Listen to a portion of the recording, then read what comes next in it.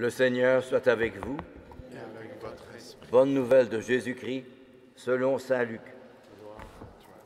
En ce temps-là, les bergers se hâtèrent d'aller à Bethléem et découvrirent Marie et Joseph avec le nouveau-né couché dans la mangeoire.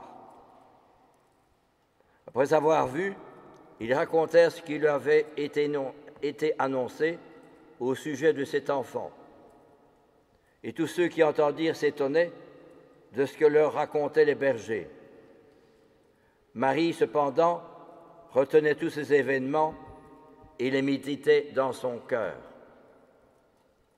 Les bergers repartirent, ils glorifiaient et louaient Dieu pour tout ce qu'ils avaient entendu et vu, selon ce qui leur avait été annoncé. Quand fut arrivé le 8e jour, celui de la circoncision, l'enfant reçut le nom de Jésus, le nom que l'ange lui avait donné avant sa conception. Acclamons la parole de Dieu. Louange à toi, Seigneur Jésus. Les bergers, après avoir vu, ils racontèrent ce qui leur avait été annoncé au sujet de cet enfant.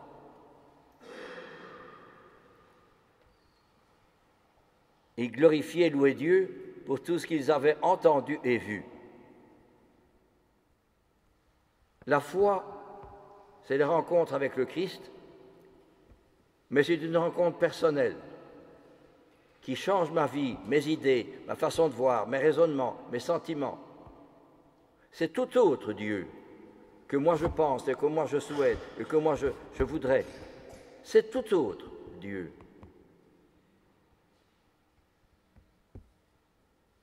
Vous l'avez appris, le pape Benoît XVI est retourné dans la maison du Père. C'était un exemple merveilleux de pontife, de prêtre, de cardinal, d'évêque et puis de pape, pour tout ce qu'il a vécu et tout ce qu'il a enseigné. Sa devise était coopérant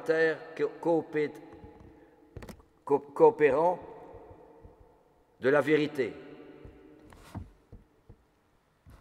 Coopérant de la vérité.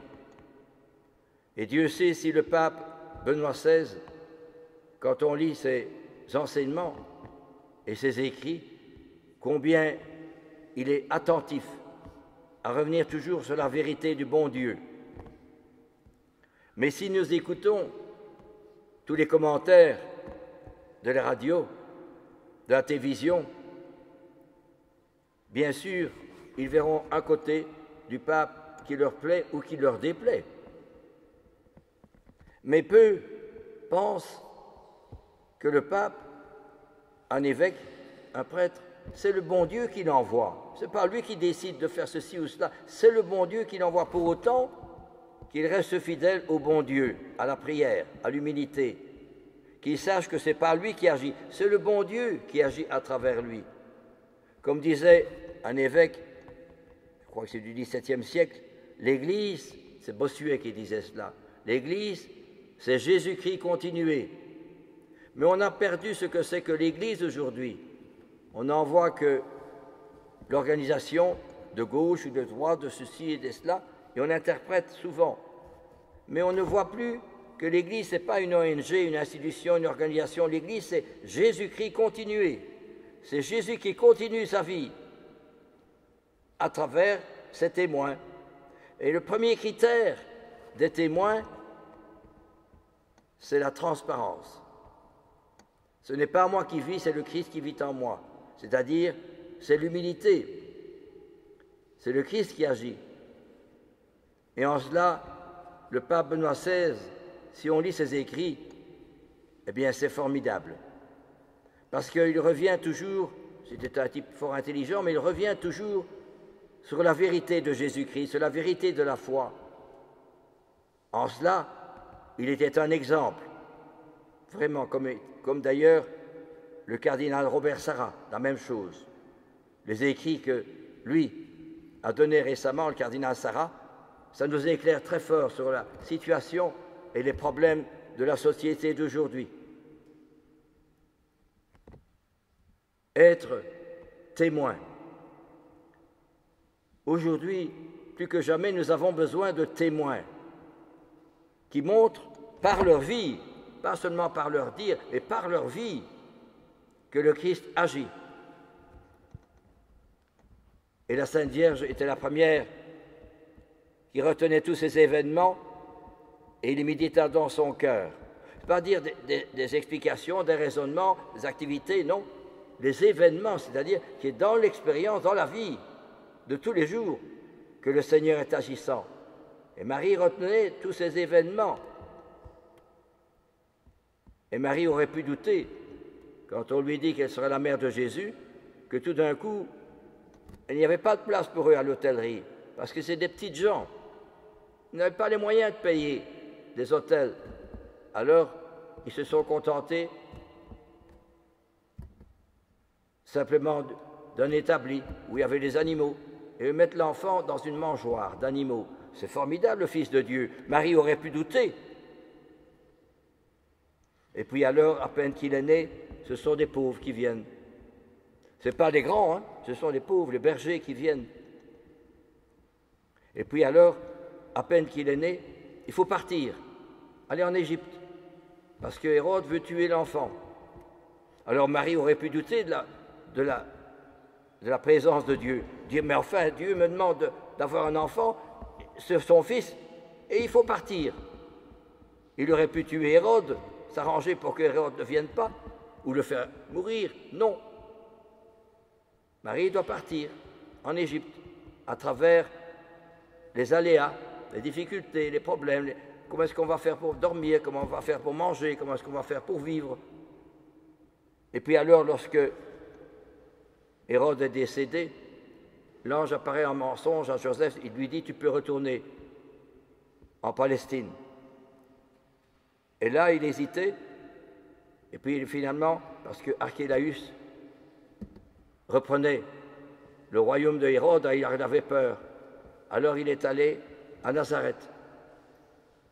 Et d'après l'Évangile, Matthieu disait, il sera appelé Nazaréen, parce que Matthieu était un juif, et il voulait toujours montrer, avec les récits de l'Ancien Testament, que ceux-ci montraient bien, expliquaient bien que Jésus est bien l'envoyé, le Messie attendu. Et bien justement, je prends un exemple tout simple de quelqu'un qui voulait se donner au bon Dieu. Benoît Joseph Labre.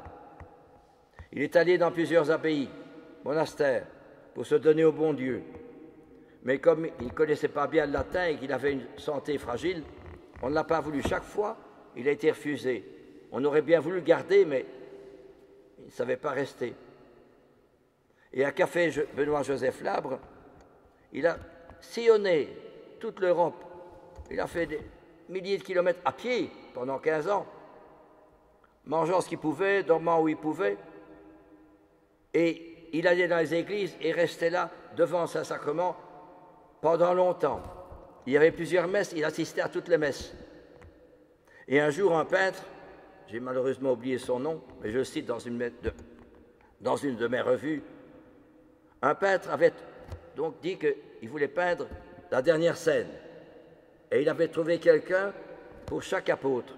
Mais pour Jésus, il ne trouvait personne pour servir de témoin, servir d'image du Christ. Et un jour, ce peintre va dans une église et il voit un jeune à genoux qui ne bouge pas, de marbre, et qui prie, qui regarde le Saint-Sacrement, qui est habillé très pauvrement, mais qui regarde le Saint-Sacrement. Alors le peintre est intrigué. Puis le peintre s'en va. Il va dans son atelier. Et puis ça lui chipote, le peintre. Il dit, je vais quand même aller voir si ce jeune homme est encore là. Oui, il est encore là, à genoux, sans bouger. Alors le peintre va le trouver et lui dit, écoutez, monsieur, je m'excuse de vous déranger. Est-ce que vous pouvez m'accompagner? Ah oui, qui dit Benoît Joseph Labre. Il va l'accompagner, il va dans son atelier. Et le peintre lui dit, asseyez-vous ici, et il prend son visage. Et ainsi, Benoît Joseph Labre, son visage a servi pour le visage du Christ, pour la dernière scène. Et Benoît-Joseph Labre vivait très pauvrement. Et il est allé dans une église en Italie, à Notre-Dame, je ne sais plus son nom, de Neige, je ne sais plus. Et là, il s'est trouvé mal, il est tombé, et un commerçant l'a repris chez lui. Et là, plein de gens sont venus le voir, même des cardinaux, même des magistrats sont venus le voir, prier devant lui parce qu'il était mort. Et tous les gens venaient prendre un morceau de son tissu pour avoir une relique de Saint Benoît-Joseph Labre. Et voilà celui qu'on considérait vraiment le tout dernier, voilà qu'il est mis à la première place. Il a été canonisé par le pape Pie XI, si je me souviens bien. Eh bien, voyez-vous, c'est cela que je veux dire, c'est que ce soit à travers le pape Benoît XVI ou à travers un exemple comme Benoît-Joseph Labre, notre Seigneur continue aujourd'hui de construire son Église, non pas à travers des événements extraordinaires ou des choses formidables, des choses sensationnelles, à travers l'humilité et la pauvreté. L'humble demeure de l'humble crèche où Jésus est né. Il faut le faire quand même, hein? Parce que nous sommes habitués au récit évangélique, nous sommes habitués à la crèche, mais nous avons perdu la réalité de cet événement. Parce que c'est quand même fort, hein? Marie aurait pu douter, il avait toutes les raisons d'abandonner. Mais, elle disait, Marie retenait tous ces événements, non pas des discussions, des réunions, non, tous ces événements et les méditer dans son cœur. Est-ce que moi, je médite les événements de Jésus à travers ce qui se passe dans ma vie? Comment est-ce que Jésus revit sa propre vie à travers moi? C'est ça la foi. Comment est-ce que Jésus revit sa propre vie à travers moi? Pourquoi? Parce que Jésus a soif de revivre sa propre vie à travers moi. Christianus alter Christus. Un chrétien est un autre Christ. Voyez-vous? Et c'est cela que c'est le mystère de l'incarnation. Jésus a soif de revivre sa propre vie à travers moi. Alors ce n'est plus moi qui vis, dit saint Paul, c'est le Christ qui vit en moi. Puissions-nous redécouvrir cela à travers cette belle vie aussi de saint, je l'ai déjà saint, mais du pape Benoît XVI.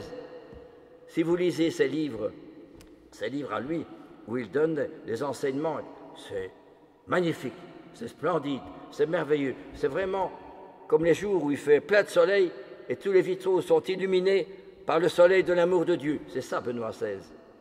Je ne veux pas le rendre déjà un saint, mais c'était quand même un homme d'une grande humilité et d'une grande transparence du bon Dieu. Puissions-nous aussi, à travers Benoît XVI, mais à travers aussi Benoît-Joseph Labre et d'autres encore, retrouver la vérité de la foi. Un jour, une religieuse, on lui dit « Prends l'air dans le jardin du couvent ». Elle prend l'air. Et une religieuse la rencontre. « Mais, sœur Thérèse, ce que vous faites, ça ne sert à rien. Vous vous épuisez à chaque pas que vous faites. Vous avez mal. » Elle aurait pu dire « C'est de la faute de l'infirmière » ou bien dire « Oui, c'est fini, ma vie, c'est foutu ». Non, elle voit tout de l'intérieur.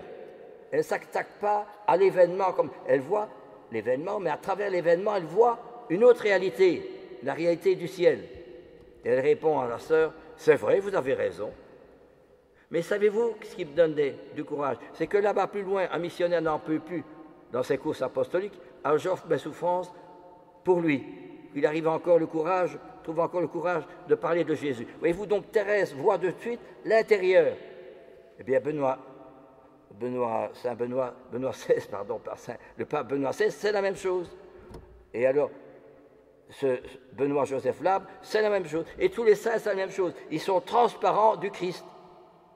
C'est ce qui nous manque aujourd'hui. Nous sommes tellement renfermés dans le matérialisme, dans la télévision, Internet, etc., que nous ne savons plus percevoir le soleil du mon Dieu dans notre vie. Sainte fête et sainte heureuse année pour découvrir davantage le Christ qui a les bras grands ouverts et qui me dit, voilà ce cœur qui a tant aimé les hommes et qui n'en reçoit que de l'ingratitude. Et moi, qu'est-ce que je fais?